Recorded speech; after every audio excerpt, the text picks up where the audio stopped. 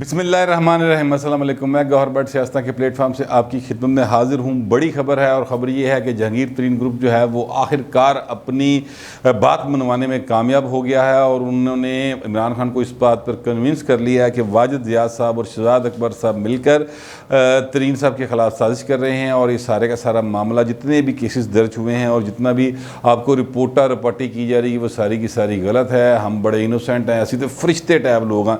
ये एक किस्म का वो तासुर जो था वो इसको इमरान खान पर के सामने पेश करने में कामयाब हो गए। और उसके बाद हुआ क्या हुआ, ये है कि वाजिद ज़ियाद साहब जो कि पनामा स्कैंडल के हीरो थे, जिनके बारे में बहुत तारीफ़ व तौसीफ़ जो है वो पीटी के लोग किया करते थे और ये कहा जाता था कि जनाब बस वाजिद ज़ियाद जड़ा ना, बस क्या बात है, वाजिद ज़ियाद जो है उसी की रोशनी फैली है और ये तरीक़ी ख़त्म हुई है। मतलब नून लीग के बारे में इस तरह की बातें किया करते थे कि वो तरीक़ थे, अब रोशनी आ गई है, अब इंसाफ हो रहा है और जनाब पनामा स्कैंडल जो है वो वाजिद ज़ियाद उसका हीरो है, उसने बड़ी मतलब तहकीक करके इनकी करप्शन को सबूत सामने लेके आए। ये वो सारी जो बातें की जाती थी। बहरहाल पनामा में से निकला कुछ नहीं, फिर कामा निकल आया। कामे में नवाज शरीफ साहब को उन्होंने घर भेजता, नाअहल करार दे दिया और उसके बाद फिर आपको पता ही है वो जज अरशद मलिक की वीडियो आ गई। उसने किस तरह से बताया कि किस तरह से मेरे पास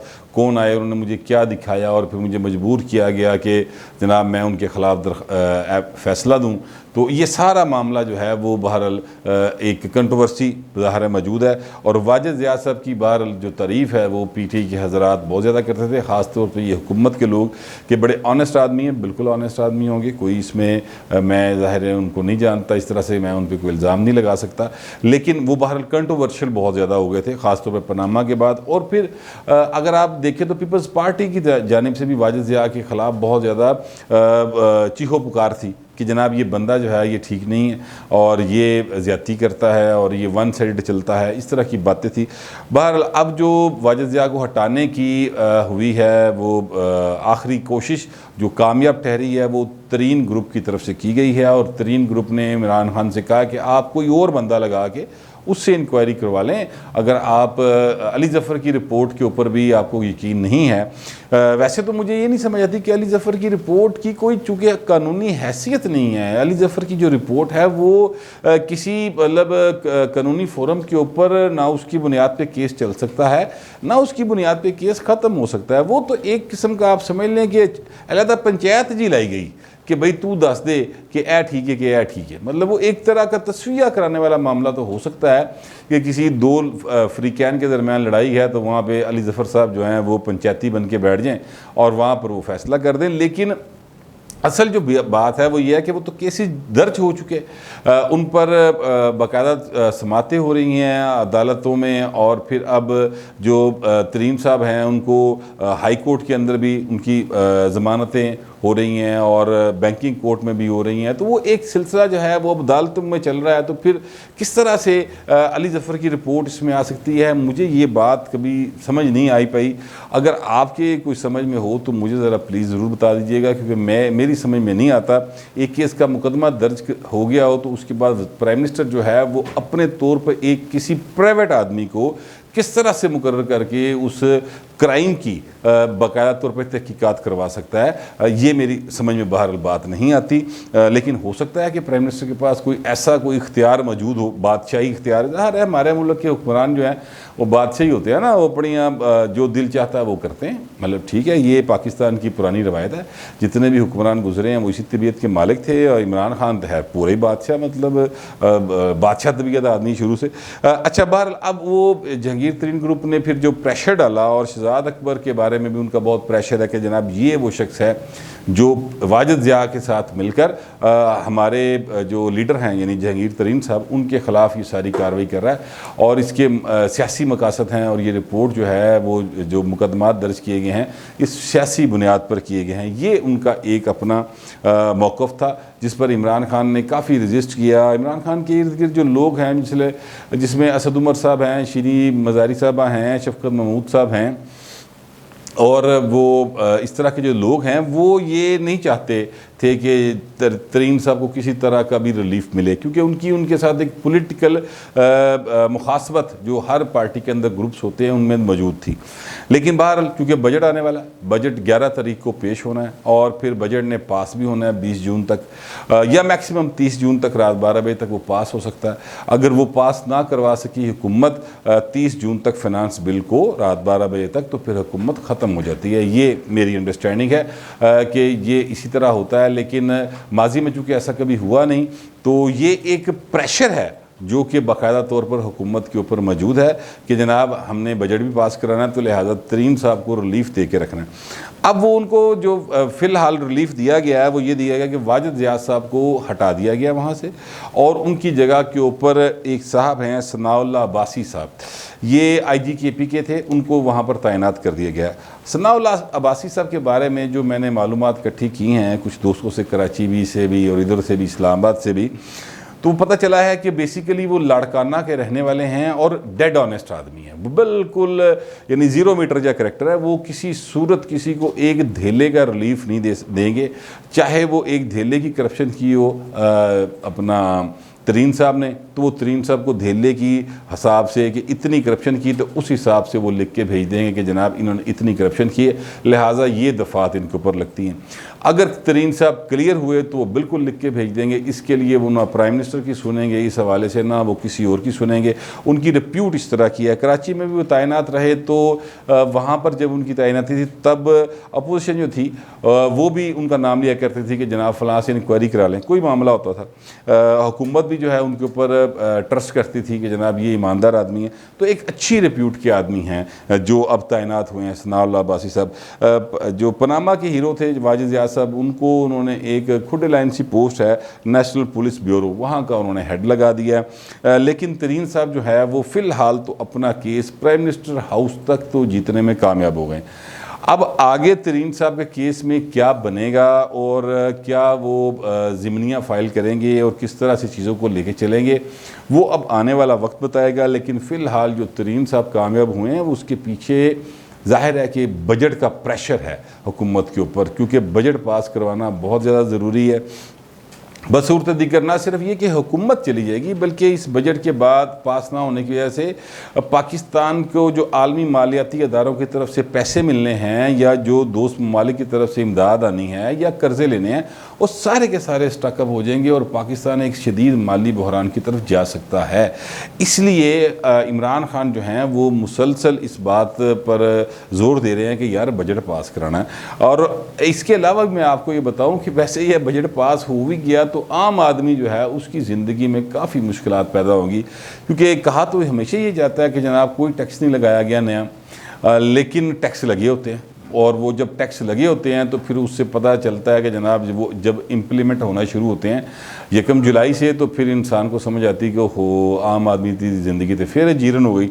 बहरहाल दोनों सूरतों में आम आदमी का फ़िलहाल इस वाजिद ज़िया हट गया, वाजिद ज़िया लग गया, सनाउल्लाह अब्बासी साहब आ गए, सनाउल्लाह अब्बासी साहब चले गए। इसमें आम आदमी का कोई कंसर्न नहीं है। ये सारे का सारा पावर पॉलिटिक्स की गेम है जिसके अंदर तरीन साहब फ़िलहाल जीतू करार पाए हुए हैं कि वो वाजिद ज़िया को हटाने में कामयाब हो गए हैं। यानी ये समझ लें कि शहजाद अकबर दा एक जड़ा ना मतलब मजबूत कंधा उनको फराहम था शहजाद अकबर साहब को, और वो उनको हटाकर तो अब वो जो है उन्होंने एक ईमानदार आदमी को ले हैं। अब तरीन साहब ने अगर करप्शन की है तो फिर तैयारी फाड़ लो, तो जो नहीं की तो फिर तुम सुकून डाट काम करो, जो बताने वाले बताते हैं सनाउल्लाह अब्बासी साहब के हवाले से।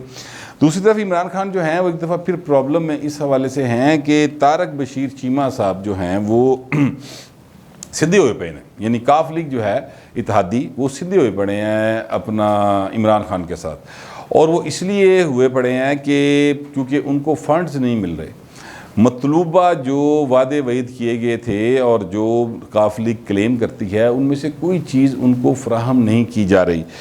वो कौमी असम्बली में मौजूद नहीं थे, तो जब वो आए कबीना के इजलास में तो शाह महमूद कुरैशी साहब जो है ना उनकी एक अजीब वो क्या कहते हैं लूती लाने वाली आदत है, यानी वो होते हैं ना कुछ जिहियां माइयां जड़ियाँ सिर्फ घर लड़ाइयाँ पवांदियां, उस तरह की उन्होंने एक हरकत सी की। मैं मतलब मादर चाहता हूँ अगर किसी के करीबी हैं शाह महमूद कुरैशी साहब, लेकिन हरकत उन्होंने इसी किस्म की यार मैं रह नहीं पाया। मेरा एक स्टाइल है जिसमें मैं कह देता हूँ बात। तो शाह कुरैशी साहब ने ये इमरान खान से कहा कि जनाब ये देखिए यहाँ पर आ गए हैं, तो ये असम्बली के इजलास में तो आते नहीं। वहाँ पर अपोजिशन ने कई बार जो है वो कोरम की निशानदेही की है और वहाँ पे पूरे नहीं होते लोग, तो फिर हमें बड़ी सुबकी का सामना करना पड़ता है। तो तारक बशीर चीमा साहब से पूछेंगे ये और इनकी पार्टी वहाँ पर क्यों नहीं आते, जिस पर इमरान खान साहब ने उनसे पूछा तो तारक बशीर चीमा ने कहा कि जी मैं किस मुँह नाल असम्बली आवां, आपने हमें दिया क्या है, हम वहाँ पर मुंह दिखाने के काबिल नहीं हैं, वज़ीर हम हैं तो हमारे पास कोई अथॉरिटी नहीं। इस तरह की बातें तारक बशीर चीमा साहब ने की। तो इमरान खान ने कहा कि आप मुझे बताएं आपके क्या शिकवे शिकायतें हैं, जिस पर उन्होंने कहा जी वो तो मैं कलियाँ दसांगा और मैं अपनी पार्टी के से बात करके आपको बताऊँगा। अब ये जो प्रेशर है ना, ये मैं कम अज़ कम काफ लीग का पिछले 3 साल से तो देख रहा हूँ, जब से ये हुकूमत आई है। काफ लीग करती ये है कि जब इनको डीसी चेंज कराना हो, कोई सेक्रेटरी चेंज कराना हो, कोई चीज़ मुतलका महकमे में इनको काम हो, वहाँ पर कोई अपना बंदा लगाना हो, या जो तरक्याती फ़ंड्स हैं तो वो लेने हों, इस तरह की चीज़ें करनी हों, तो फिर काफ लीग जो है वो इस तरह की बातें करना शुरू कर देती है कि जनाब हुकूमत जो है वो सही नहीं जा रही, आम आदमी को रिलीफ देने की तरफ सोचना चाहिए। इस तरह की प्रेस रिलीज आ जाएगी चौधरी परवेज़ इलाही की तरफ से, शुजात साहब बोल पड़ेंगे और मोहन सलाई तो हमेशा ही बोलते रहते हैं ना। अब आप इस बात को जहन में रखें कि मोहन सलाई ने एक ट्वीट किया आज और उसमें उन्होंने कहा है, हुकूमत को तनकीद का निशाना बनाया कि जून के महीने में आपने स्कूल खोल दिए हैं और 25 बच्चे बेहोश हो गए हैं इस्लामाबाद शहर के अंदर, तो ये कहाँ की अक्लमंदी, कुछ खुदा का खौफ करे। ये एक्चुअली उनको 25 बच्चों का भी ज़ाहिर है होगा कि जनाब 25 बच्चे जो हैं वो बेहोश हो गए, लेकिन बहुत ही कीड़े उन्होंने पॉलिटिकल कड्डी अपनी कि जनाब आप जो है ना वो फैसले गलत कर रही है हुकूमत, ये फैसले ही दुरुस्त नहीं है।